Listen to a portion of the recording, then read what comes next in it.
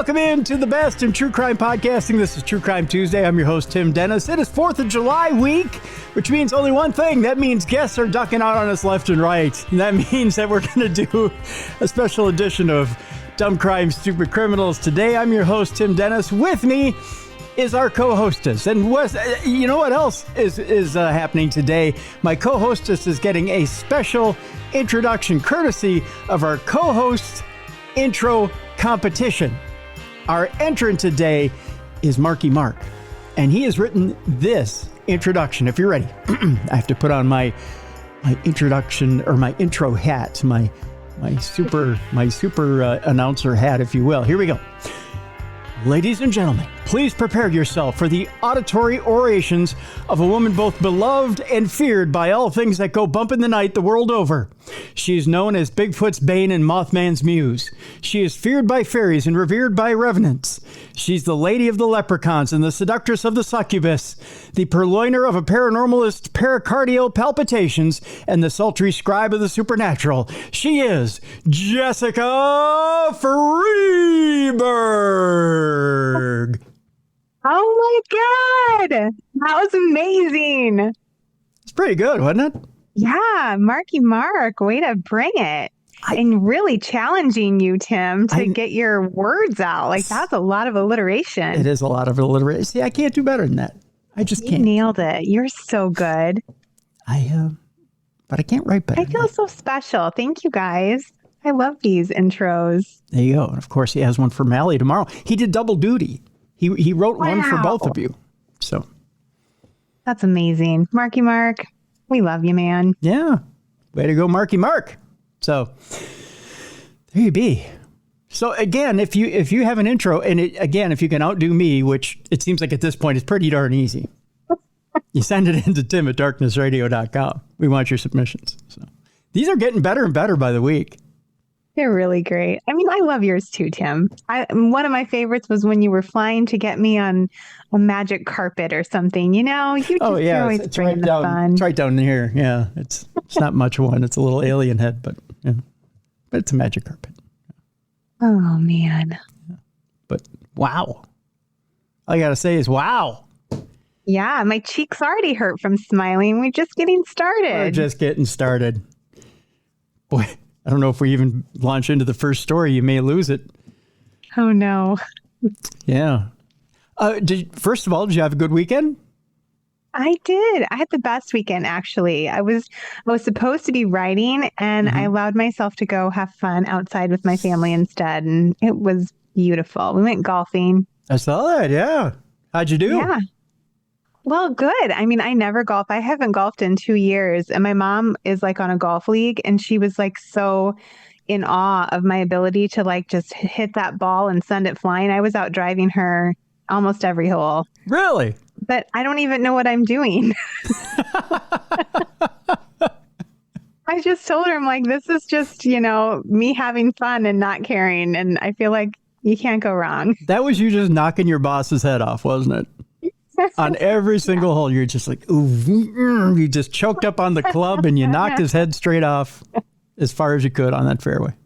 No, I actually love my boss so much. I would never knock his head off, but my job is a little stressful today. You had to listen to me complaining about it. That's okay. Nothing wrong with it. That's what I'm here for.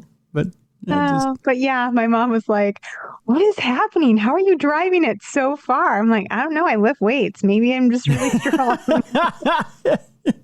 It's that and the human growth hormone you're taking. But other than that, you're good. All of it. But it's really funny when she was telling my dad, she's like, she was driving that so far. She lifts weights. I need to start lifting weights.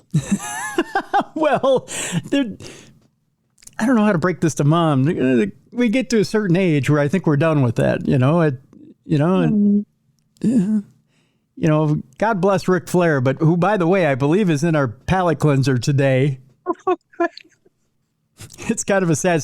And now that I looked at a tweet today, I don't know. I should have pulled it out of the thing, but oh no, is it going to make me sad? No. That's how I felt about the lightning one. The guy who got struck by lightning in the water. Did you see that he died? And then no, he did. Yeah, he died. And I saw that later online, and I was like, I would have just been so heartbroken. I would have never giggled at that story if I knew that he died. Well, he kind of had it coming. Terrible. I mean, out in the water in the middle of a lightning storm, you probably got it coming. I mean, come on. I mean, you've heard of the Darwin Awards, right? Yeah, I guess. Yeah, I mean, that's so sad, though. You should be sweeping his honeymoon. He was a newlywed. He had to have been just a young, like barely older than my son. I mean, my heart just was like, oh my gosh, so sad. So what? He had to go into the ocean to cool off from what? Strenuous sex? I mean, what? All the lovin', Tim. Yeah. Remember when we were young and wild and free? In the middle of a thunderstorm, Jess? He had to go cool off? Exactly. Sweeping the Darwin Awards this year. He is. Posthumously. Yeah. Oh. Yep. God rest his soul. God rest his soul. All right. Well, like I said, there's reasons. There's reasons they make those awards. He's about to find, well, he's not about to find out. His family's about to find out, not him. Yeah. Sadly, he did find out. He's up there in heaven going, why? Darn it. I should be there for the banquet. That beef looks delicious. Yeah.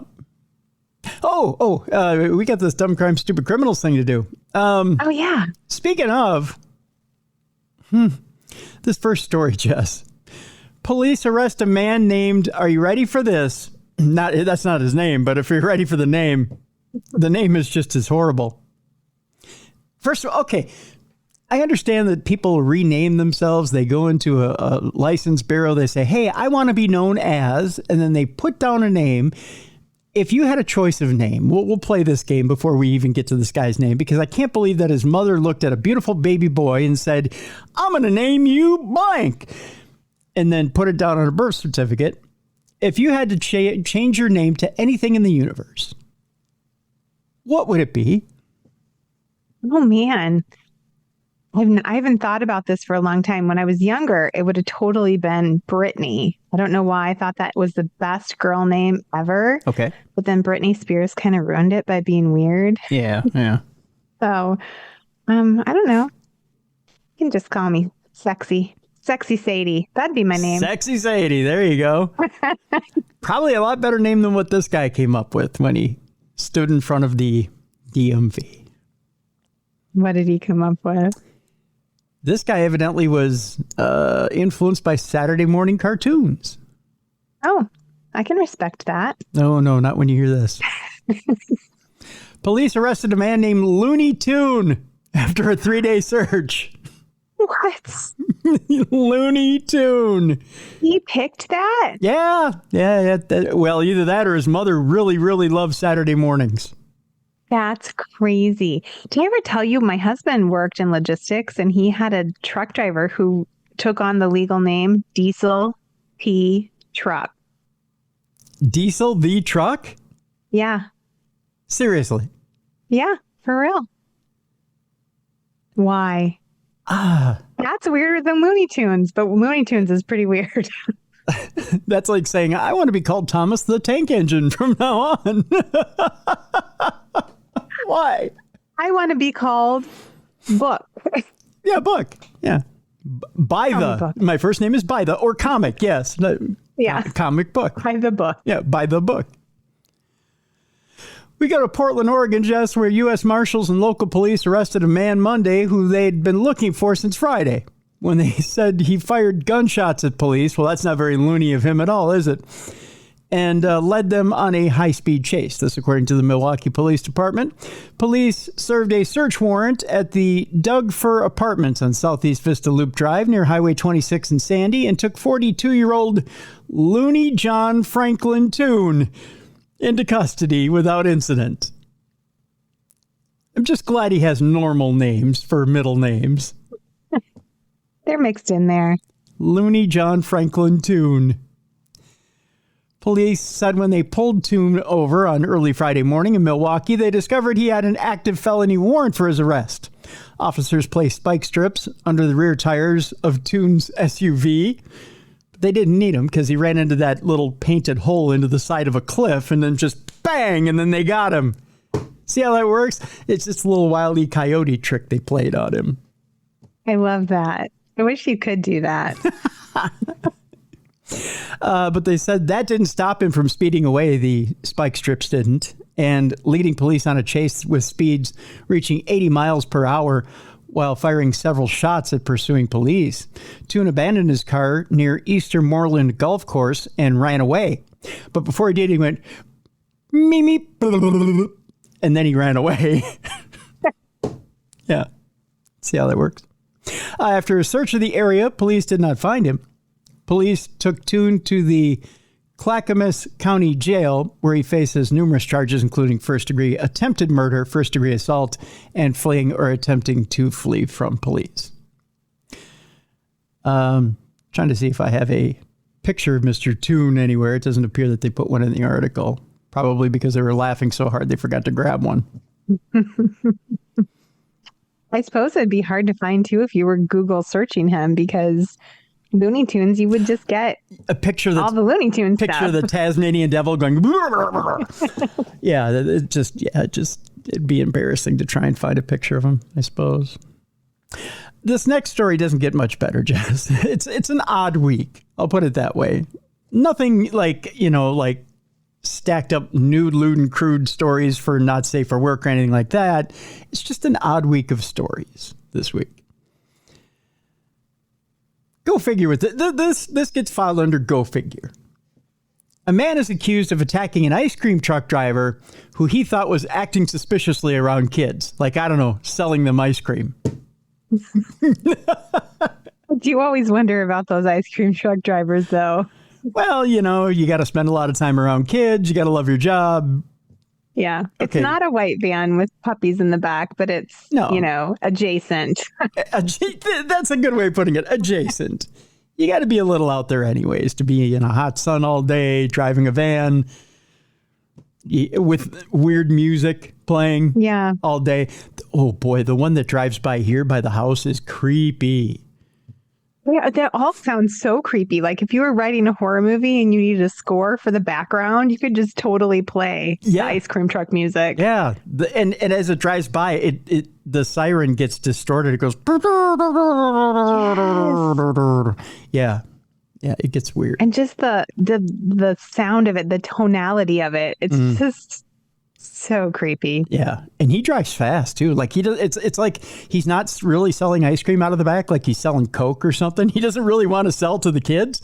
He just needs to get to his distributor's house like really fast. It's his cover. It is his cover. I think he's probably Sinaloa cartel. I have no idea. But he never wants to stop and sell you ice cream. He's just like, go away, go away.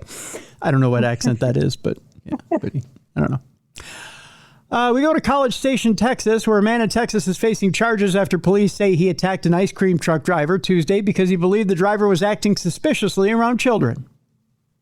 Let me show you a picture of this guy here. This guy, the guy who thinks the ice cream truck is suspicious. 42-year-old Michael, I believe it's Velasquez. There he is. Oh. He thinks He looks what? He looks scary. He does look scary. He thinks the ice cream truck driver is suspicious. He thinks the ice cream... I'd like to see the ice cream truck driver. I think this guy probably looks scarier than the other guy. He looks suspicious, right? I'm sorry, Valadez is his name, not Velasquez, but 42-year-old Michael Valadez was arrested after allegedly punching the ice cream truck driver multiple times. Oh my gosh. Stealing his phone and threatening to shoot him. What? Yeah, evidently he didn't want sprinkles on that. According to arrest documents from the College Station Police Department, Valadez reportedly told officers he believed the driver was acting suspiciously around children, claiming he saw the man take phones from kids and give them his phone number. Ooh, that's not cool. No, but still, did you really see that? It's hard to say. If you're so unhinged, you're going to punch him repeatedly and threaten him with a gun. Yeah. Unless he did it to your kid. I mean, if he did it to that guy's kid and he was like, I just saw you do this. Here's my kid's phone with your phone number in it. It's on. That I could kind of understand. The driver, however, has an explanation, and it's a very good one. Oh, really? Okay. The driver told police the children were using their phones to pay for treats via Apple Pay and Cash App. Oh, come on. That's what was happening? Oh my gosh. He's a modern ice cream truck driver. He takes more than one method. I don't want to pay for anything without my Apple Pay. That's my favorite way to pay. So kudos to this guy. So he's just being a modern businessman. But he got his ass kicked for it. That's sad. He also said he shares his number with customers so they can call him to return to their neighborhood. After further investigation, police determined the ice cream truck operator had not engaged in any inappropriate or illegal behavior. He's just fine. He's just doing his job. Yeah. In modern America. Yep. Valadez was charged with robbery and unlawful possession of a firearm. He actually had a gun with him when he threatened him. That's so scary. Yeah. The guy went looking for trouble from an ice cream guy. Man. I think he's been watching Friday too much. He was looking for big worm, big perm, big worm. Yes.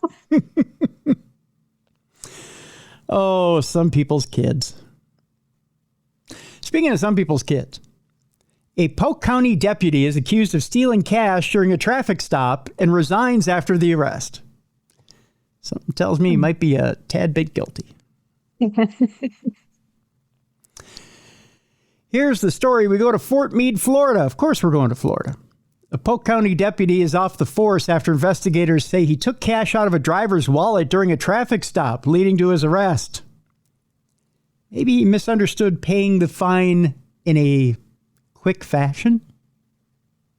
That could be it. Just bypass the ticket, Tim. Just give me your money. Oh, that's it. Here's the backstory. According to Polk County Sheriff's Office Deputy Justin Register, that is a fake name if I've ever heard it. Justin Register. Where do you want to pay that fine? Justin Register. Can't make it up. Oh, that's the deputy's name. Who took the money? Justin Register. Huh. He was born for that. Yeah, he was born to take your money. Pulled over a vehicle near Fort Meade.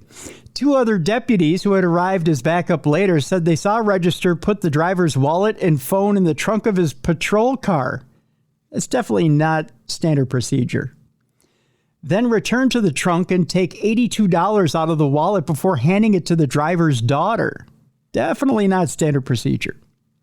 PCSO says the driver noticed $300 was missing, at which point Register returned to the patrol car, pulled out folded cash out of a bag and said, "Oh, here it is." Wow. Sheriff Grady Judd says an investigation began after the other deputies spoke to their lieutenant about the incident.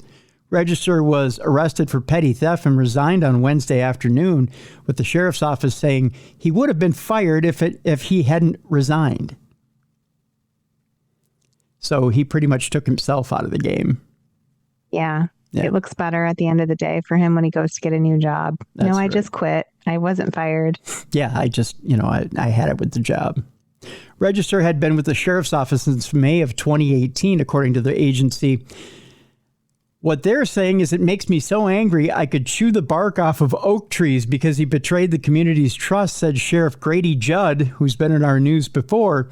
That's why he's not a law enforcement officer anymore. No, he's not a law officer anymore because he walked away.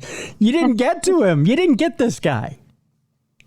I like how he describes himself as feeling like a beaver. Yeah. I feel like a beaver because he got to us. I'm so mad. I feel like a beaver. I'm going to chew the bark off a tree. Register was a drug recognition expert and was recognized for making more than 200 DUI arrests. So the sheriff says all those cases may be in jeopardy. Oh. They can all be recalled. Who better to steal from than drunk people? That's right. They won't even remember it. All those cases are in jeopardy now, Jess. Yikes. He's working with the state attorney to review them. Anyone with concerns about Register's conduct during previous investigations is urged to contact PCSO's Administrative Investigation Section at 863-298-6506. There's a lot of cases that could get overturned because they suspect that register may have stolen from them. What a dummy. Yeah, he put a lot of cases in jeopardy. That's what you get when you get a crooked cop. All right. This is a follow-up to a story that was on Dumb Crime, Stupid Criminal some time ago. A nurse is copping a plea to a dog abandonment case. A woman left an animal at the airport and then jetted off to a Mexican vacation. I don't know if you remember this story or not, but this took place in Pennsylvania, where a Pennsylvania nurse pleaded guilty this past week to leaving her dog at an airport after she was unable to take the canine with her on a flight to a Mexican vacation resort. I do remember this story. And actually, this puppy is so cute. Let me blow up this picture and show you the picture of this puppy. So they said that she couldn't take it and she just left it? Yeah, she couldn't take him on the vacation, so she left him behind. I love him. How could you leave him behind? He's so cute. I know. Look at that little guy. No, I couldn't leave him behind. I'd just stay home. Yeah. Yeah. If you can't take him, then why go? Or at least make the phone calls to make sure somebody's taking care of him before you go. You don't want to leave him behind and leave him alone. That nurse has pleaded guilty to leaving her dog at an airport after she was unable to take the canine with her on a flight to a Mexican vacation resort. In a deal with prosecutors, 46-year-old Allison Lynn Gazer copped to abandoning her French bulldog at Pittsburgh International Airport in return for that guilty plea. More serious animal cruelty and neglect charges were dropped, believe it or not. A court of common pleas judge fined Gazer only $150 and ordered her to pay about $350 in court costs. So she got away with a $500 fine. That's not bad. No. The charge to which Gazer, who is a licensed registered nurse, pleaded guilty does not carry jail time. So this is just a slap on the wrist. She would have paid less for a dog kennel. Gazer, seen with her dog, there's a picture of her here with her dog. She looks more than happy to be carrying this dog around on her back in the woods. Oh. I mean, but they look like she's just like the best dog mom because but she's you not. love your dogs if you have a backpack for them. Right, but you couldn't put her on, you couldn't put the dog on your back and take him to Mexico. No, and I get wanting to not have to like change your plans when you are going somewhere wonderful for relaxation or whatever, but I can't imagine leaving Phoebe Buffet behind in the airport. She'd be traumatized. Yeah. Would you just leave Phoebe Buffet in the Pittsburgh airport for however long in order to just say, see you, Phoebe, I'm going to Mexico for 7 days? I could never. The charge to which Gazer, by the way, a licensed registered nurse, pleaded guilty, does not carry jail time. I think we covered that. Gazer was arrested in August of 2023 after she left the canine unattended next to a short-term parking lot. A cop discovered the dog, who was 7 at the time, sitting unrestrained in a green stroller. Oh, at least the dog had a stroller to sit in. The pooch was in good health and subsequently placed in foster care. The animal's current custody status is unknown. Oh, there's a picture of the dog. Oh, no. Imagine you're a cop and you come across this, Jess. Look at that. Oh. Oh, no. My heart. I know. That poor French bulldog just sitting in a stroller. So sad. He was. He was just sitting there heartbroken, like in a stroller. Like, curled up in a ball, abandoned. Like, where's my mom? I got to poop. Right? A police probe determined that Gazer was sought to brought to bring. Let me try that again. A police probe determined that Gazer sought to bring the dog on her flight to Mexico, but was told by an airline representative that she could not travel with the animal since it did not meet the criteria for an emotional support animal and did not have a proper kennel as required. Well, go to a gift shop and get a kennel. How tough is that? Yeah. Right? You paid for the resort fee. You paid for the airplane ticket. What's a kennel? I mean, you have a backpack for him. You have a stroller for him. Yeah. Get him a kennel. Yeah. Well, what is it? Couple $100? No, not even. I mean, a kennel's probably under $100. Yeah. Upon returning to Pittsburgh, Following her 6-day Mexican vacation, Gazer was questioned at the airport by cops and freely admitted she left the dog behind because the airline denied the dog boarding. She also showed investigators a text message in which she asked her mother to call the airport and tell them to take the dog to the local pound and she would get him when she gets back. What? That is callous. That dog is not accustomed to being stuck in a cage at a pound. Right. Can you imagine? Yeah. That's just cruel and unusual. That makes me sad. In response, Gazer's mother warned that you will be arrested for dog abandonment, adding, you are not above the law. Gazer, a divorced mother of 2, go figure, lives in Ford City, a borough about 40 miles from Pittsburgh. I wonder if her kids are sitting in a kennel somewhere. Her Facebook profile lists her as a certified health coach. No, thank you. And certified life coach. I wouldn't want her running my life for any money whatsoever. This is not good advertising for her business. No. I wouldn't want her running my life because I might end up in a kennel. Thank you very much. Yeah. She's like, as your life coach, I suggest you just do anything you want without regard for anyone other than yourself. That's right. Have you thought about putting your mother in a home and your kids in a kennel and just going and doing whatever you please? More time for you. Make yourself happy. Everyone else be damned. That's right. Ugh. Well, another Parents of the Year in our next story. And then we'll take a break because I don't think I can stand much more. Florida man allegedly caught driving at 115 miles per hour while recording a Snapchat video with his baby in the back seat. Oh, my goodness. Because that is next level low. Because it's better to look good than feel good, Jess. I think it was Fernando that said that on Saturday Night Live way back in the day. The man was charged with reckless driving and child neglect. Of course he was. On Sunday, June 22nd. A Florida man was arrested after reportedly speeding on the highway, tailgating other drivers, and using Snapchat with a baby in the back seat of his vehicle. The baby, by the way, was filmed doing this. One big middle finger in the air as his papa was driving along.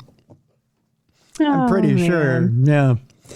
On Sunday, June 22nd, the Florida Highway Patrol pulled over a 29-year-old man around the Harborview Road exit of I-75 in Charlotte County after allegedly discovering he was traveling at 115 miles per hour, according to a report shared by both NBC affiliate WBBH and ABC affiliate KESQ. The Cask. I don't know. Those are odd call letters, that's for sure.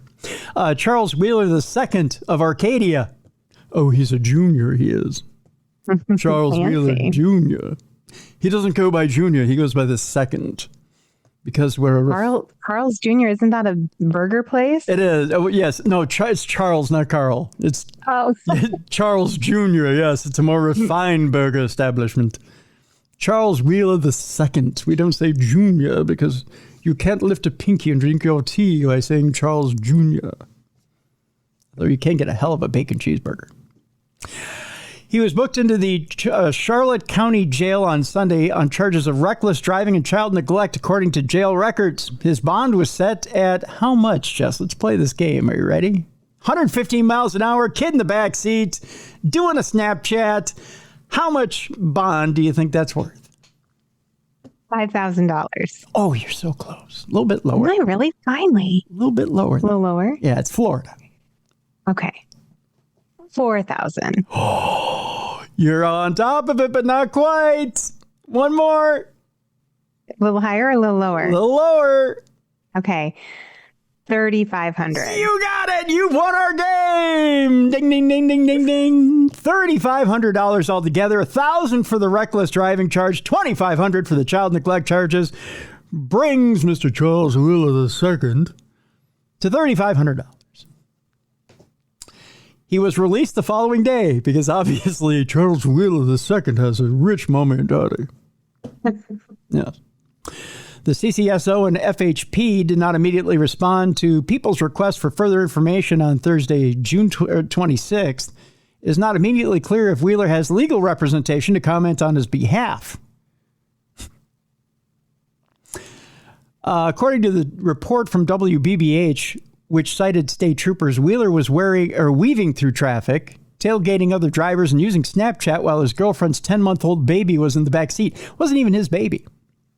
Oh, how mad are you at your boyfriend if he's doing that? Right? Her ex-boyfriend, I hope. Let's hope, yes.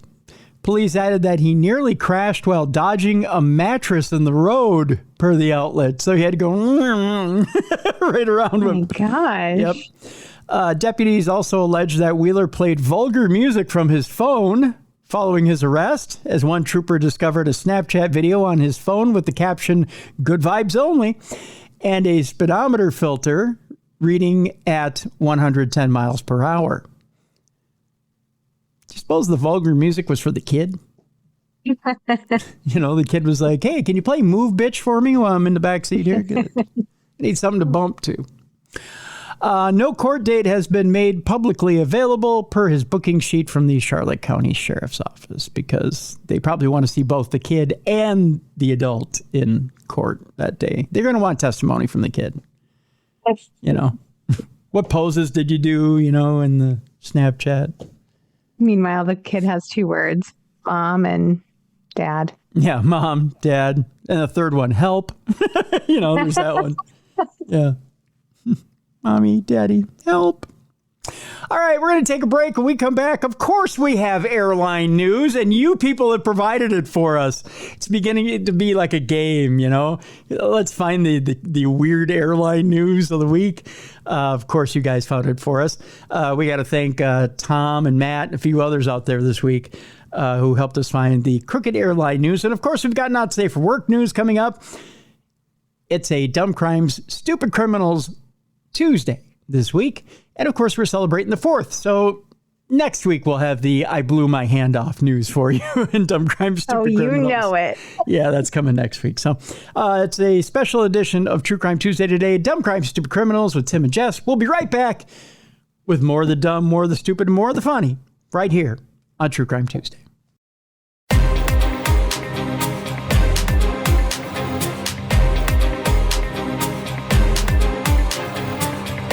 Welcome back to the best in true crime podcasting. This is True Crime Tuesday. I'm your host, Tim Dennis. Right over there is Jessica Freeburg.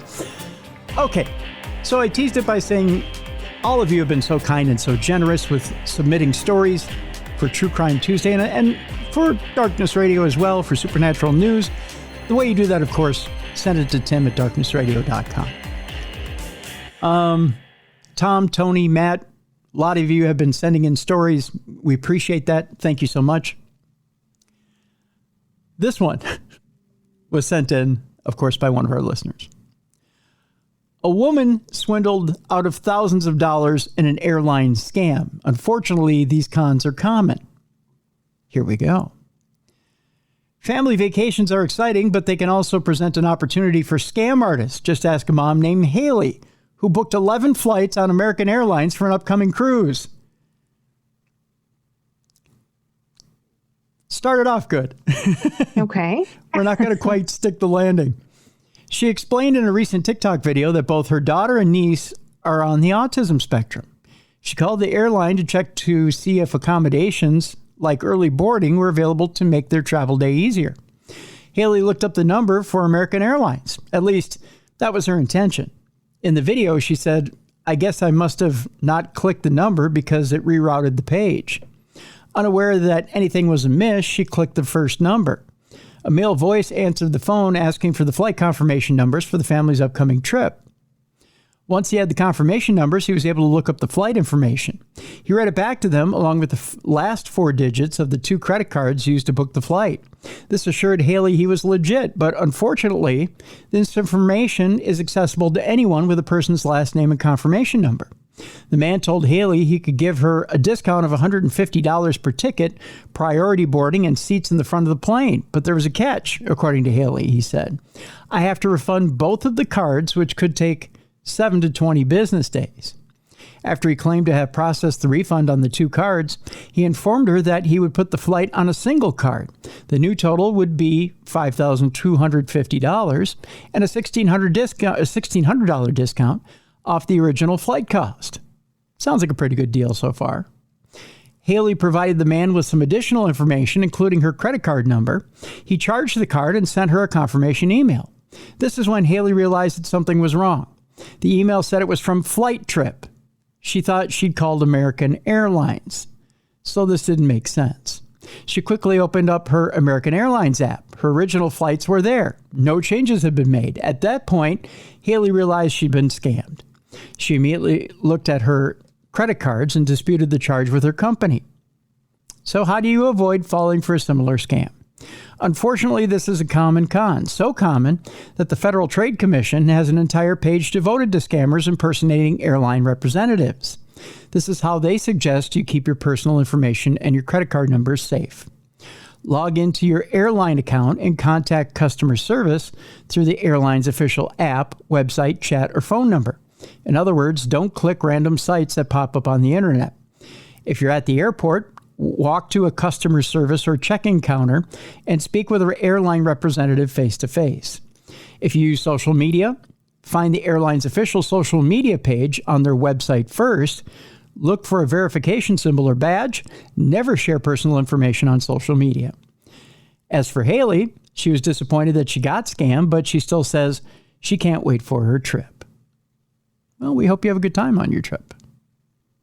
That's so sad. You can't trust people. Yeah, and I hope she got her money back. No kidding. That's the big thing. That is the big thing. Okay. At this point, we now transition with our airline news into not safe for work territory, because whenever you act up on an airline, of course, there's going to be some not safe for work stuff going on. So with that, we'll give you a little extra time to get your boss out of the room, put him in his office, lock him in it, or get your kids out of the room. I don't know, find a dog pen to put them in, lock them in there. Because who says you're mother or father of the year? And you can do that in 5, 4, 3, 2, 1. Here we go. A cabin crew calls on passengers to subdue an air rage woman, demanding an upgrade. Again, we thank you, the listeners, for bringing this story to our attention. I think this is becoming a game, Jess. It's becoming a game. It's a fun game we like to play. Yeah, of can we find the inappropriate consumer on an airline? A flight attendant called on passengers to subdue a woman demanding a business class upgrade. The woman refused to take no for an answer as cabin crew refused her demands on board the flight from St. Petersburg to Sharm el-Sheikh in Egypt. I didn't know there was direct flights from St. Petersburg to Egypt. That seems like a long flight. Boy, is it ever. But I guess there is. The angry passenger shouted at staff for Russian flight carrier Aeroflot, "I'm in pain in my butt. I'm in pain in my tits." Oh. What? Let me repeat the quote, because I didn't know if I understood it when I read it. The angry passenger shouted at staff for Russian flight carrier Aeroflot, "I'm in pain in my butt. I'm in pain in my tits." Okay. Okay. I think maybe a little alcohol will help with that. Seems a little random. It is random. Yeah. Maybe a couple Tylenol and maybe a couple of screwdrivers. I think might simmer that down a little. Nice little vodka drink and maybe some hot compresses. Yeah. There you go. Hot compresses, a blankie, and a pillow. Right? She continued, "I came here. I want my business class." It's a little word salad going on here, right? Right? Why would her butt hurt from not being in business class? I mean, maybe the seat's too hard, but I don't get why her tits hurt. Maybe it's an what does that have to do with anything? Over the shoulder strap? I don't know. A clip of the incident on flight SU-734 showed her yelling, "But I need a business class because I was working." Oh. Okay, it gets even weirder. Okay. Yeah. It was also reported that she stripped her shirt on the 6-hour flight and threatened to open an emergency exit door of the A330 in protest. Oh, she was having some sort of a mental breakdown. It always comes down to that, doesn't it? Yeah. Yeah. Yeah. We need to get out the emergency exit. And by the way, let's get free of our clothing when we do so. And I need to be naked from the waist up when I jump out of this plane. it's more aerodynamic. I told you my tits hurt. Yeah, my tits hurt too. I mean, I can't have the shirt on because my tits are hurting. They need fresh air, Tim. Yeah, well, you don't exactly. understand. Some people breathe through their nipples, Jess. That's all I know. Desperate to end her tantrum, the crew turned to other passengers to overpower her. So what happened then? Two beefy men are seen restraining the woman and pushing her back into her seat. Oh my goodness. All hell's breaking loose at this point. According to the Aviator Sheena channel, or it could be Aviators China, one or the other, the scenes reached 18 plus content. It wrote, to get the coveted seats, the passenger began taking off her t-shirt, hoping at least that would work. The stewardesses first tried to manage on their own, but the brawler wouldn't give in. The report added that the woman was subsequently moved to the rear of the plane and then handed to police on arrival. Air rage, aggressive, or violent behavior by passengers is frequent and a problem dealt with by the airlines. It can be caused by several factors, from fear of flying to alcohol abuse. A study by the University of Columbia suggested that inequality between travel classes could be a cause behind some instances of air rage. Maybe such as this case right here. Some airlines have introduced travel blacklists to ban unruly passengers from flights for a duration of time. For example, Dutch flag carrier KLM disruptive travelers can be banned from the airline for 5 years. The paper that I'm reading out of approached Aeroflot for comment. Obviously, they didn't get one because they didn't quote them. Nope. No. So I don't know what Aeroflot would say. Yeah, she took off her shirt. Tits needed to breathe. we put her in the back of the plane. You're like, we're just really uncomfortable with all of this. Yeah. We don't want to talk about it. Yeah, this isn't normally our deal. So, yeah. The next story, Jess, has to do with a rather uncomfortable work situation. Now, I'll have to ask you, I know probably not at this current situation you're at, but have you ever had a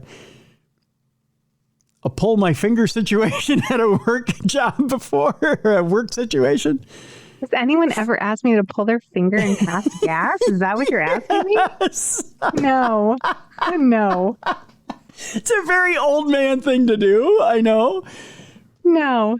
I think anybody short of my grandfather's never asked to do that before, but believe it or not, an officer could face firing after asking a colleague to pull his finger and then blowing a little out the back end and walking away. What? Yeah. It's hard to believe, but yeah.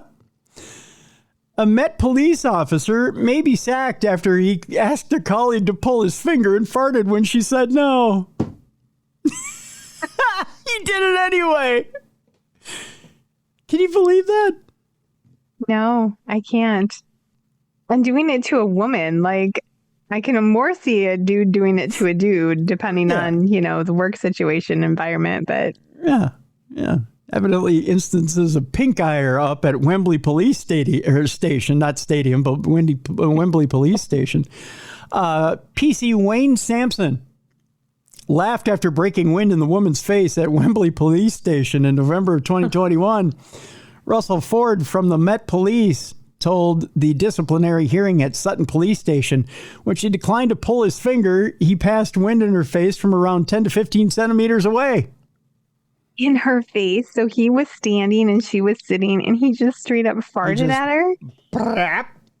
That's so bad. I'd be I'd be throwing up. That gets my gag reflex. Yeah. Isn't that gross? PC Sansom admits he asked her to pull his finger but denies actually farting. So he did the ask. He didn't do the fire. Okay. That's what he claims. I don't believe him. I don't believe him either. Because this, to me, looks like the face of a farter. I imagine that's the exact face he had, too, when he did it. He did. He was like... It's kind of like, Yeah. What's happening? Yeah, he passed it off like, yeah, I didn't shit myself. So he denied the actual farting. Mr. Ford added he fully accepts his attempt at humor was misplaced and inappropriate in a modern policing workplace. You think? Or any workplace. Or any workplace. Modern or otherwise, right? Yeah. I can't imagine in 1920 that was a great thing. Hey, you over there, come pull my finger. You know, sure. Right. Oh, that was very fun. It was never appropriate, bud. No, it never was. PC Sansom approached her and asked her to pull his finger. She knew what was intended and told him to move along. Move along, then. All this, PC Sansom turned his back, stood on his toes. Oh, he got air on it, so to speak. No, Yeah. he like got in position. He assumed the position.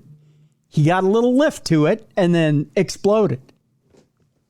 Wow. I mean, it's one thing if you crop dust someone, you know, it's just kind of a casual, you know, you're walking through the aisle at the grocery store. Yep. One kind of slips out and you just keep on walking, pretend like it didn't happen. No. But when you assume the position, that's next level. He did the Air Jordan. He got on his tiptoes and blasted. Yeah. Yeah. Ew. He then passed wind in her face. He got on his toes and brap. He is also accused of making inappropriate and discourteous comments. Well, shocking that someone who would fart in a woman's face at work would make rude and inappropriate comments. He then talked trash. In December of 2021, when the female officer was assisting on a call out regarding Romanians who did not speak English, PC Sampson referred to them as fucking dickheads. Oh. Just a nice guy all around. He's high class. Yeah, he's looking to win a Nobel Peace Prize. She replied, "That's okay, Wayne. Everyone knows you don't like Romanian people." Again, let me show you the picture of this guy. The kind of guy who looks like he'd help you across the street if you're an old person who needed a hand. And he's holding a child in that picture. You can't see the child, but he's probably someone's dad. Well, you don't see this, though. You just see the hands. And you would assume that he's holding his own child. He's not. The child is trying to choke the shit out of him while he's squeezing the life out of the child. You don't see that. It's off camera. The kid's like, stop farting in my face. Yeah. The child is like, stop shitting in my face. And it's like, trying to choke the life out of PC Sampson and can't quite reach his throat. PC Sansom allegedly replied, "That's not true. I would put my dick in you." In regards to the Romanian comment. What? Yeah, you don't like Romanian people. And he said, "That's not true. I'd put my dick in you." So, yeah, nice guy. Nice guy. Ooh. He's also been... So the fart was the least of the problems. Oh, this guy sounds like a total wreck. That was a warm-up, so to speak. He's also been accused of calling this female police officer, a lesbian and asking questions about her sexuality. Oh, he's just an all-around puke. Yeah, he is. He's fun. PC Sampson argued he only asked her once about her sexuality, so it's not an ongoing thing. Adding he was worried it would lead to her being unfairly treated or talked about. So he was only looking out for her well-being. That's why he asked. You know, by assholes like me. Yeah. Yes, exactly. Right. Another police officer, PC Ben Jeffries, is also said to have made discourteous remarks and took a picture of his testicles using her phone. What? This sounds like a great office to work in, doesn't it? This is so bad. Boy, this makes American police offices seem pretty tame. Yeah. Yeah. When Mr. Ford said when PC Jeffries handed back her phone, she opened it and noticed that the last application used was the camera. She looked at the last photographs taken and saw what she believed to be a testicle. She said, "That's disgusting." And Jeffries, replied, "Why are you getting offended? It's just a picture of my balls." Huh. No big deal. Is there not an HR rep in this whole entire company? Right? Is sexual harassment not a thing there? I guess not. No. We've crossed every line. Like, I don't think there's much left.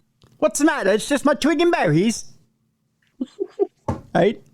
PC Jeffries is also, I'm going to get so much hate mail for that accent, by the way. I already got a funny email about how I mispronounced English names. That was kind of a fun email I got this week. Oh, yeah. No, but it was a fun one. I'm not making fun of it. I'm truly, it was a fun email. Yeah.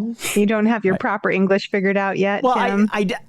I mispronounced Welsh names because I can't read them for shit. We got to get you Rosetta Stone for Welch then. That's not going to help.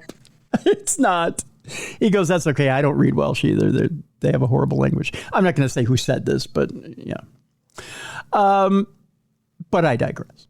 PC Jeffries is also alleged to have made discourteous remarks, motive by race.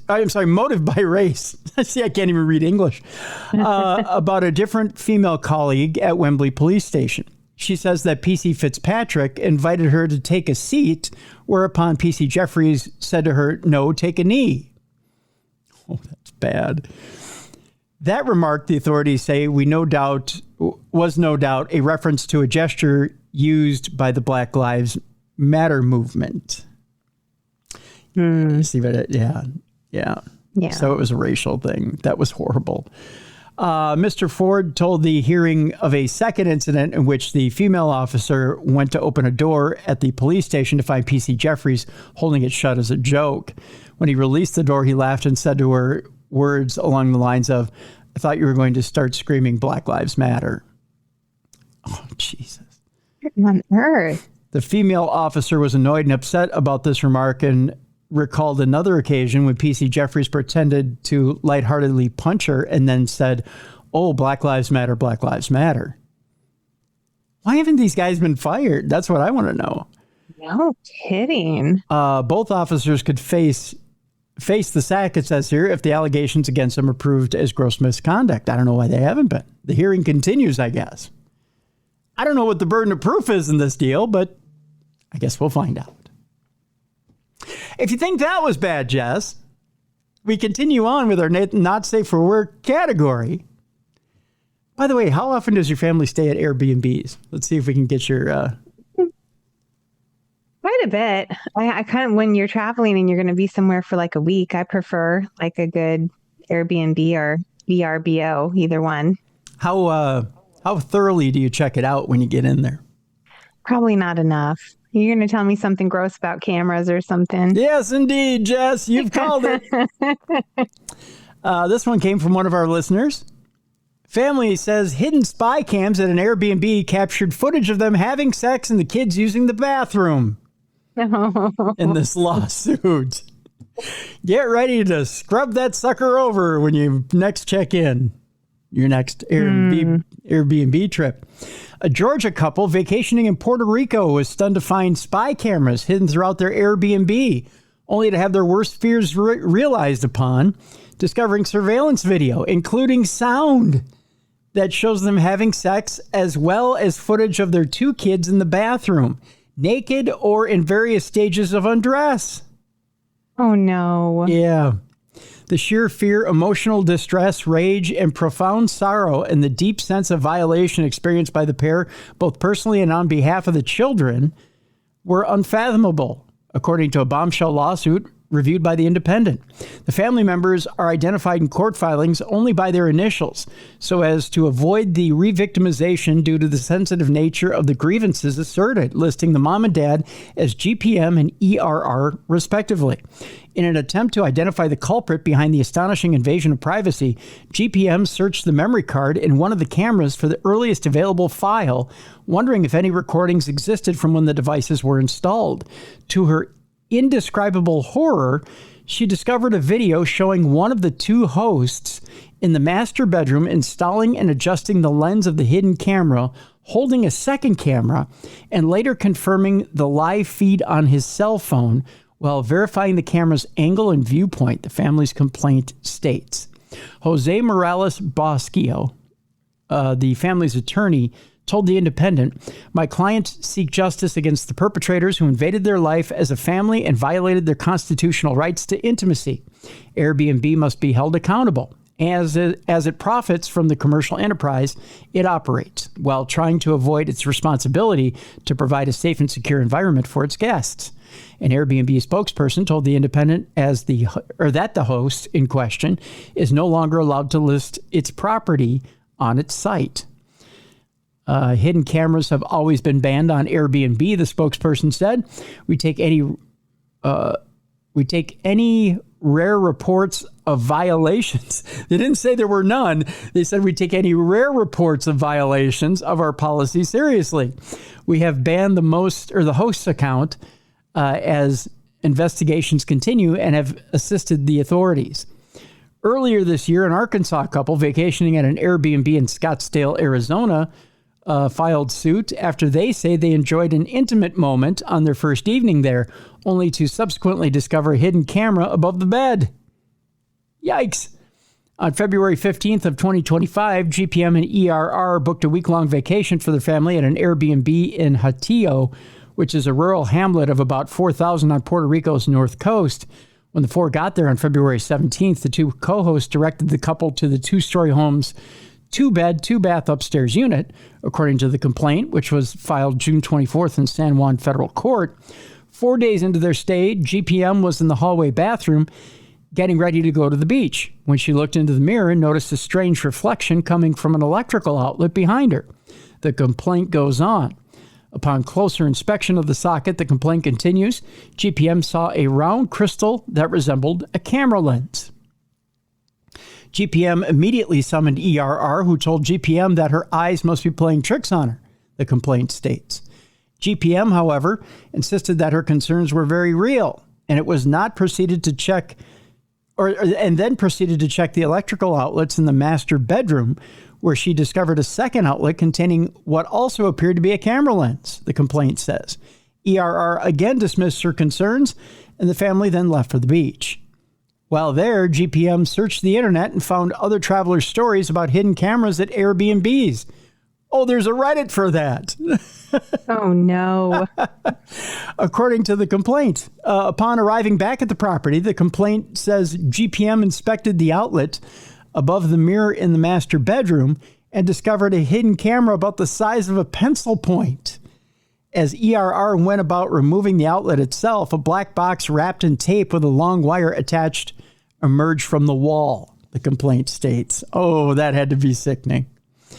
The two contacted Airbnb through its website, and GPM also called 911 to report the 3 hidden cameras to police. There were also 2 hidden cameras found in the occupied downstairs unit. According to the complaint, Airbnb offered GPM, ERR, and their kids another place nearby, and they agreed to move, the complaint states. But since they still had access to the first apartment, GPM and ERR returned to check the camera's memory cards, the complaint explains. As they opened the files, GPM and ERR saw their children's images, naked or on various stages of undress, and saw themselves during their stay, which included them having sexual relations, the complaint alleges. It says GPM then saw the footage their host had inadvertently uploaded back in February of 2024 of himself installing the spy cams. When investigators waited, caught, busted, dead, right? Oh. While investigators waited for a judge to issue a search warrant, the complaint says the host and co-host, as well as an unknown woman with a laptop in hand, re-entered the property in a rear entrance and began removing the hidden cameras. Enraged, ERR, who was waiting in a neighbor's house for police to return, ran into the upstairs unit and physically confronted one of the hosts, dragging him out. Then engaged the co-host and the woman in a heated exchange, the complaint states. The 3 eventually left the scene in separate vehicles, according to the complaint. Once they handed over the memory cards to police, GPM and ERR, who were scheduled to fly home the next day, sat down with local prosecutors to provide their version of events. Following the meeting, the complaint says the family went to a nearby restaurant for something to eat. Shortly after arriving, GPM went to use the restroom, but experienced her first panic attack of more to come. Overcome by the feeling of being watched, she was unable to use the restroom, and the family left the restaurant soon after. Deeply traumatized by the experience, ERR postponed the family's return flight by a week, hoping to salvage at least part of the trip, according to the complaint. But it says that night, GPM began experiencing vivid nightmares in which she and her children were being watched. The following day, GPM noticed that their 9-year-old daughter was withdrawn, avoiding spending time with the family, the complaint asserts. They left their accommodation only when absolutely necessary during the remainder of their stay. GPM concentrated providing emotional support to their daughter, who confided that she was feeling unwell and believed that she was falling into a state of depression as a result of the ordeal. Now back in Georgia, the family continues to suffer from severe emotional distress, according to the complaint, which says they have remained in therapy to this day. GPM and ERR are seeking a minimum of $5 million in damages over the ordeal, claiming an intentional, malicious, and negligent invasion of their privacy. That's a lot. That's a lot to deal with. So let me ask you, Jess. You, the hubby, and the kids are videotaped in an Airbnb. What do you do? Well, they'd be pretty boring videotapes. I mean, they'd just see us sleeping. But I would be really mad if they got, my kids getting in the shower and stuff. So yeah. I can understand that guy confronting them. Yeah, absolutely. Absolutely. Yeah. But, if I could sue him for $5 million. Hey, that's not a bad return on investment, Tim. For family tapes. That's a whole nother couple of vacations, Jess. Oh, no. We could go to a lot of places. Yeah. Stay in a nice resort. You can see the world. That's right. Just kidding. Hey, kids, gather around. We're going to smile for the camera. You're like, Mom, why do we have to take showers with our clothes on all the time when we stay at Airbnb? Well, there's a reason. There's a reason. Just you can never be too careful. Just saying. All right. Last story before we get to our palate cleanser, which I don't know if it's much of a palate cleanser or not, but we'll get to it. Actually, there's 2 parts to our palate cleanser today. I don't know if it's much of a palate cleanser, but we'll give it a shot. Here's our last story today, Jess, and our not safe for work. Again, parents of the year. No. You gotta wonder, who were they raised by and how do they become this way? You may ask this question till the end of time, but evidently they're up for a Darwin Award as well. A set of parents in Taiwan hire sexy dancers to perform at their son's graduation, prompting police action. What? How far would you go for your son's graduation? Yeah, I mean, not dancers. No, not dancers? We had a volleyball net up in the back. And a volleyball net, which was nowhere close. Did you invite... chicken for dinner. You made chicken for dinner? You didn't have any scantily clad volleyball players that came over to play? No. No strippers. I'm so boring. You just didn't measure up, I guess, then. The boy's mother says her desire for a graduation gift that would be unforgettable and different from typical graduation celebrations was what she was aiming for here. That's because it's a terrible, terrible gift. It's different and no one's doing it because it's disgusting. That's true. Well, if you're ready for this, a couple in Taiwan has sparked controversy by hiring 2 pole dancers to perform outside their son's secondary school as a celebration of his graduation. Wow. Well, those pole dancers are really impressively strong. Welcome to your life after school. Here's a couple of pole dancers to signify your freedom. Your freedom. This is why you're going to college, so you don't have to pole dance. That's right. Enter into post-secondary school so you don't have to enter into one of these and, and spend the rest of your life in bondage, so to speak. The performance took place outside of Taichung Municipal Wan Junior High School in mid-June. Yes, I said junior high school. Junior high school? Yes. Maybe that's just what they call their high schools there. Let's hope. I mean, come on, 8th graders getting them freaking pole dancers? Oh, they come up quick these days, Jess. Stranger things have happened, I guess. Just after the graduation ceremony concluded and students exited the building, according to CTI-TV News. Many shocked students and parents gathered to watch the performance of the two female dancers. I bet they did, creating a buzz of disbelief in the crowd. I'll show you a picture in a moment. A young boy who was invited to stand between the performers appeared visibly embarrassed during the minutes-long show. The dancers later climbed onto the roofs of two sport utility vehicles where separate poles were installed and continued their performance from there. Wow. This wasn't even at like his graduation party. It was at the school? It was at the school as they exited the school. What is wrong with this mother? Those are the two dancers right there on top of said SUVs with the poles attached to the top. That pink Jeep's kind of cool, though. I kind of want it. Yeah, it is kind of cool. I'm not going to lie. Yeah. Wow. The boy's mother told the media that the pole dance was sponsored by a friend and choreographed by herself. As if it couldn't get more embarrassing for this kid. Yep, mom choreographed it, aiming to stand out among various graduation activities. So there's the pomp and circumstance, the handing out of the graduation diplomas, and then, hey, mom choreographed a strip. The kid's like, I recognize those moves. Yeah, mom was doing that in the living room the other night. My mom does that when she makes dinner. Yeah. Hey, that's the pea pod dance.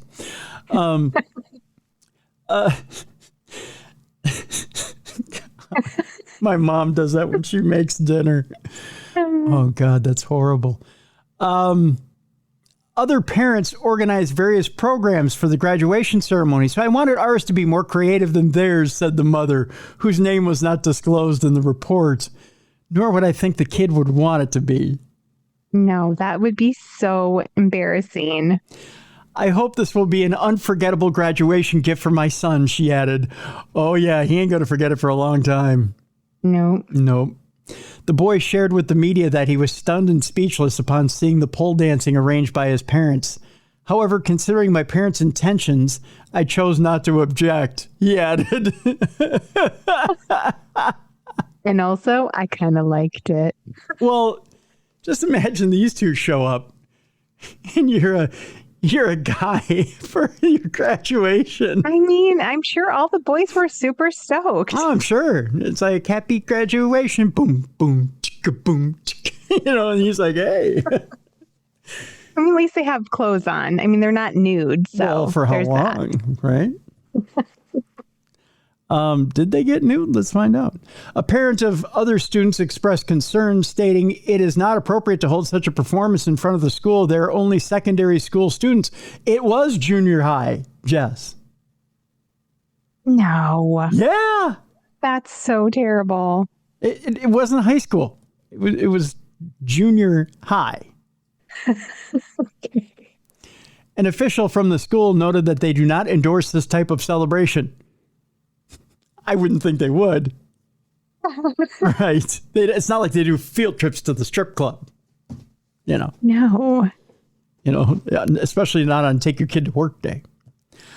We will strengthen our educational efforts and encourage parents to celebrate graduations in a more rational manner, avoiding unnecessary expenses, said the official, who preferred to remain anonymous. Next year when graduation time comes around, there's going to be letters that go out to the families that say, these are appropriate ways to celebrate your child, and these are inappropriate. And it's going to include pole dancing. Right. Yeah. Specifically outdoor. Yeah. The dance performance soon attracted the attention of police, by the way, who intervened and dispersed the gathering, citing disturbances to public order. This incident has sparked significant public interest on social media platforms in Taiwan and across Asia. It is so ridiculous. Shame on the boy's parents, one user commented on a leading social media site. Another said you can invite the pole dancers, but you can't host a show near a school. Well, you can, but will the school allow it? This is not the first time that pole dancing events near young students have faced societal backlash. In 2018, are you sitting down, Jess? Yes. A kindergarten in Shenzhen which is in southern China, invited several pole dancers to perform at its opening ceremony using a flagpole as a prop.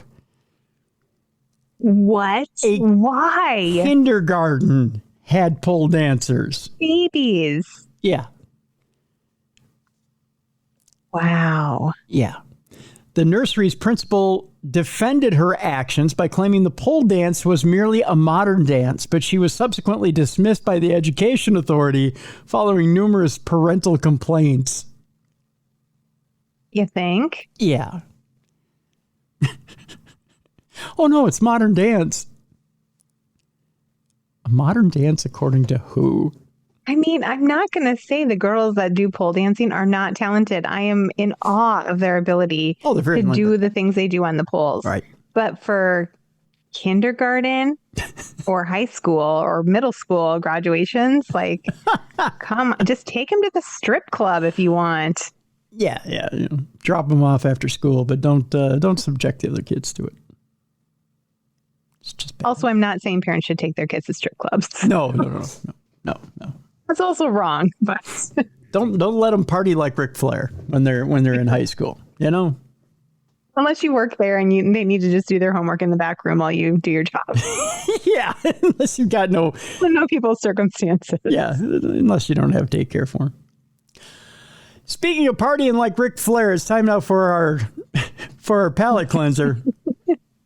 Evidently, you don't want to party like Ric Flair. That's not the deal, because Ric Flair in his old age ain't partying like he used to, Jess. No? No.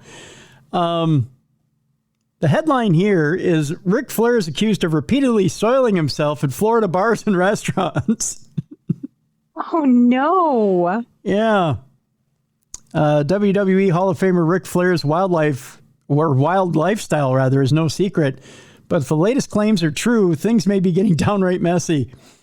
A now deleted post from Reddit's r/Tampa subreddit made some embarrassing accusations against the Nature Boy, claiming he's been causing trouble at bars and restaurants around Florida this year. And not in the way that fans are used to. Normally it's styling, profiling, drinking till dawn, ladies everywhere. We're going to the Marriott, right? Parties at the Marriott, we're partying till dawn. But it turns out that Rick's a real shit disturber, in a literal way. The Post alleged that Flair has soiled himself multiple times while out drinking and has been kicked out of several establishments, especially around Tampa's Water Street area. You know, I feel bad for him because I'm sure he's not like doing it on purpose. No, I don't think he has. The quote here is, does Ric Flair keep coming to your restaurant and shitting himself? Man has shit himself like 6 times this year, drunk as fuck at bars and other restaurants. He gets thrown out of Water Street places all the time. Anybody in the service industry having to deal with this shit too?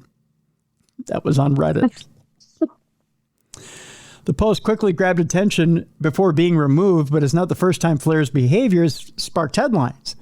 Just as last year, the WWE icon reportedly got into a dispute with a kitchen manager at Paisano's Stone-Fired Pizza in Gainesville, Florida, and was asked to leave.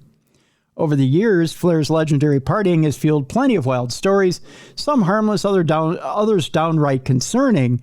Whether or not these latest claims are exaggerated, it's clear the 16-time world champion still knows how to make a scene, and not always for the right reasons. So far, Flair hasn't addressed the accusations publicly, but fans know he isn't shy when it comes to defending himself or stirring the pot, so to speak. Now, today, I'm about to head over to Walgreens, doing a little shopping. Mm-hmm. I go onto X, I go onto Twitter, and there's a tweet from Ric Flair himself. Oh. And he's got what looks like a picture, and it looks like in response to this very story from TMZ, which is posted on June 24th. There's a picture of what looks like staples on his stomach and what could be possibly a temporary colostomy bag saying, prayers for me, I'm going into surgery soon. See, that's sad. Yeah. So it could be that, he was dropping bombs all over town. He might have had a problem. Rick has not been in Clearly. Rick has not been in good health over the last few years. And he was drinking against doctor's orders for the longest time. I mean, he damn near died a couple of years ago. I mean, he had, I think his liver and kidneys were gone at one point. His heart almost failed. And then he went and wrestled his final match a couple of years ago against doctor's orders, I'm sure. And almost died in the ring there. Yeah. So, yeah, That's rough. Yeah. And, he's doing a lot of this against doctor's orders. He hasn't taken the best care of himself here in his later years. And I'm sure there's quite a few people who are worried for him. So,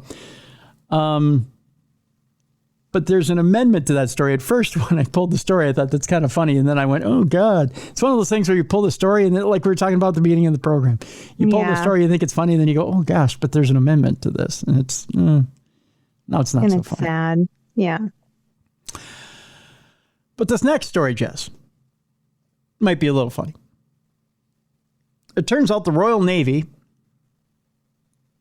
over in England is running out of seamen. Oh. Like men or seamen? Ejaculation style. Let me read the headline. The Royal Navy is running out of sailors as recruitment target is missed by 40%. Ooh. They're running out of seamen, Jess. Yeah. Yeah. The Royal Navy missed its recruitment target by 40% last year as it continues to find and retain talented sailors. They're running out of sailors, a senior officer has said, as the fleet prepares to adapt to the threats that the country faces. Vice Admiral Andrew Burns, Mr. Burns, if you will, the fleet commander, warned that a lack of personnel was one of the greatest challenges the Navy faces, with the service missing its recruitment target last year by 40%. In the year 2023 and 24, the Navy recruited just 2,450 people, more than 1,500 short of its target, according to data from the Ministry of Defense. The failure to meet its recruitment targets presents a continuation of failure, with the service failing to meet its target every year since 2011, Vice Admiral Burns said. It's people right now. It's the quantity of people, and not just recruitment, it's retention. So not only is it not just getting the seamen, but it's holding on to the seamen. That's the problem. You can just hear them in their meetings. Come on, men. We need more seamen. And not only do we need more seamen, you got to hold on to it. And just don't let it out. Right? Hold on to your seamen. There's a guy in the corner. He's calling his mom. Mom, can you send over some strippers? Yeah. No strippers, son. You got to hold on to as much semen as you can. You know that dance you do in the kitchen? Can you choreograph a dance for my fellow seamen? That's right. The Strategic Defense Review highlighted retention as a key area of focus. So focus. Don't lose any seamen. Right? With investment into areas such as housing. So build a little house to keep your seamen in. And announced a bid to fix one of the key issues underpinning service personnel terminating their service. The firm has confirmed that it will use serving and non-personnel to fill traditional and novel posts within the armed forces, including roles in cyber and AI. Recruitment is challenging for all three services, and while the RAF and Army perform better than the Navy, they also missed recruitment targets by 30 and 37% respectively. So they're having problems over there in England retaining their seamen. But I've heard that about Prince Andrew. So there you go. Just saying. It all comes back to Prince Andrew. That does. That all comes back to Prince Andrew. So that'll do it today for Dumb Crime, Stupid Criminals. That was a good one. I needed those laughs, Tim. Thank you. You're very welcome. See, eventually it all comes back to Epstein somehow. I managed to bring him back. He's always there. He's always there. There you go. Well, tomorrow, Supernatural News. And then on Thursday, an old friend comes back with a brand new book. And we'll be talking. It's it's not only a psychic book, but it also has some life lessons in it as well. Our old friend has some good old-fashioned lessons for us as well. So it'll be an interesting time. It'll be a good time on Thursday. So I'll reveal more tomorrow on who our guest is. So we got Very all that. Fun. That sounds like a good one already. Yeah. What do you have going on in your world? Oh, just keeping on writing. So no events to report right now. But I have tickets on sale for yet. So you can buy a book. If you want it signed, let me know. Otherwise, just keep on being awesome, friends. All right. Speaking of events, Potographs for Pooches, the Palmer event is on sale and tickets are available right now. Tickets are going very quickly, folks. So we wish that you would get a hold of your tickets right now. The event benefits the animal shelter in St. Cloud, which St. Cloud, my home away from home. Of course, I'm on KNSI in St. Cloud every other weekend. Please get your tickets right now. It's August 1st and 2nd. You can join us up at the Palmer. Get those tickets right now. They're going quickly. And rooms are going quickly as well. So we'll be ghost hunting the Palmer August 1st and 2nd. Either go to darknessradioshow.com to the events section. Click on that banner for Potographs for Pooches. You can get your tickets that way. Or go to potographsforpooches.com. Or I will put a link in the description of the show. You can do one of those three ways in order to get your tickets. Let's see. Also, the Darkness Radio Apple app is updated and ready for you. If you haven't downloaded it already or updated it, be sure you do so. Third, if you're listening to the show and not watching the video, by all means, go over to YouTube and look up the original Darkness Radio and like and subscribe. If you're watching the video, but that's also attached to the audio on darknessradioshow.com. There's two ways you can do it. Just either watch the video and then like and subscribe. That's attached to the audio on darknessradioshow.com, or just go to YouTube and follow us there. And by the way, thank you to all the new subscribers that have subscribed on YouTube. We greatly appreciate it, and thank you. There are now subscriptions available, tiered subscriptions, monthly subscriptions. If you want to join us that way, you can. And much, much more. There's lots of little bennies on the YouTube channel as well. So you can find out more by just going to the channel. All right, that'll do it for this week. Again, tomorrow, Supernatural News with Mally Fox. Thank you so much, Jess. Appreciate having you aboard today. My pleasure. And we will see you tomorrow for Supernatural News right here on the best in both paranormal and true crime. You're listening and watching Darkness Radio.